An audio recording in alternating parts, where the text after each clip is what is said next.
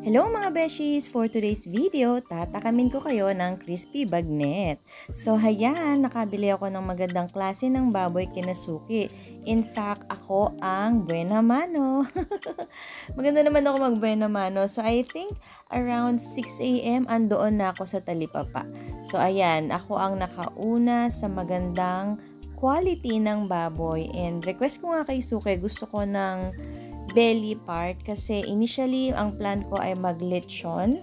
However, may mga change of plans kasi sabi ng anak ko is craving for crispy bagnet. So ang gagawin natin for today's video ay dalawang klase ng luto ng crispy bagnet. Isang pangbata, meaning is just merely salt.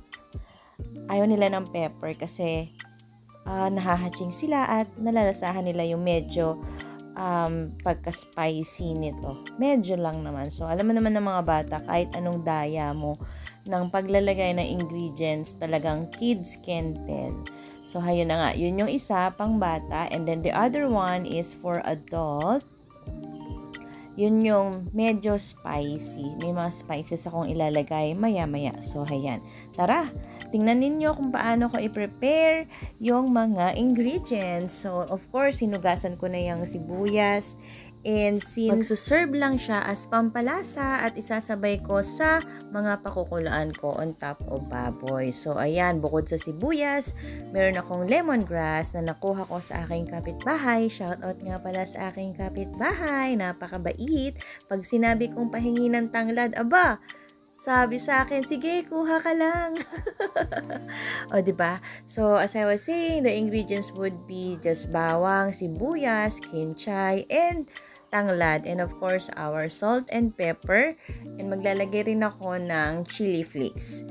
Ayan, sa part na yan, ginagayat ko na yung kinchay. So, yan lang ang tamang paggayat ng kinchay dun sa gagawin nating pagpapakulo. Tapos yung tanglad, kinuha ko lang yung part na pwedeng gamitin, and then the rest, which is yung sa may ugat, ay itatanim ko na nga para hindi na ako palagi nang hihingi sa neighbor ko.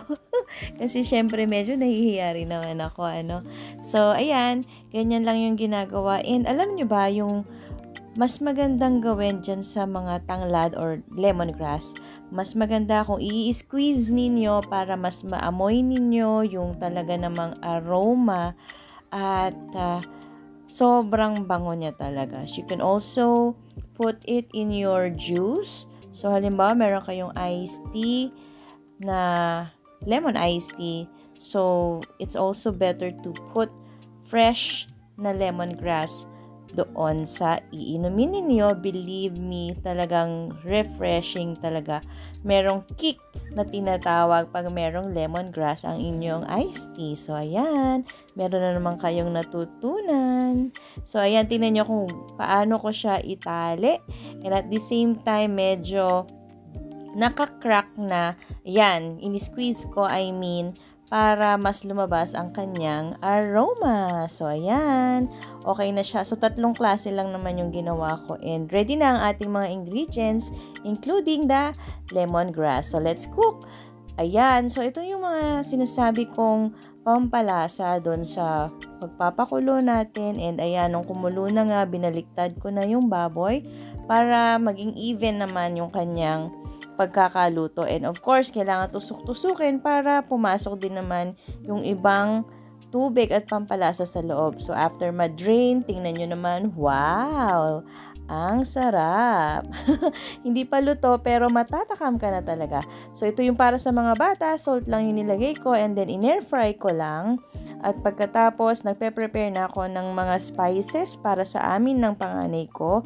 So, gumamit na ako ng gloves kasi ayokong dumating sa part na mararanasan ko na naman yung medyo nangingimay siya kapag nakakahawak ka ng something na spicy. So, naranasan ko kasi yon dati na na-expose yung kamay ko sa sili, and then kinabukasan para siyang namamanhead na medyo minty yung pakiramdam, and I'm trying to avoid that moving forward. So, it's safe to use gloves if meron din naman kayo sa bahay ninyo. So, ayan, kino-coat ko lang siya ng mga spices, and then I ensure na tama at fully coated yung mga baboy or yung ating hilaw pang bagnet.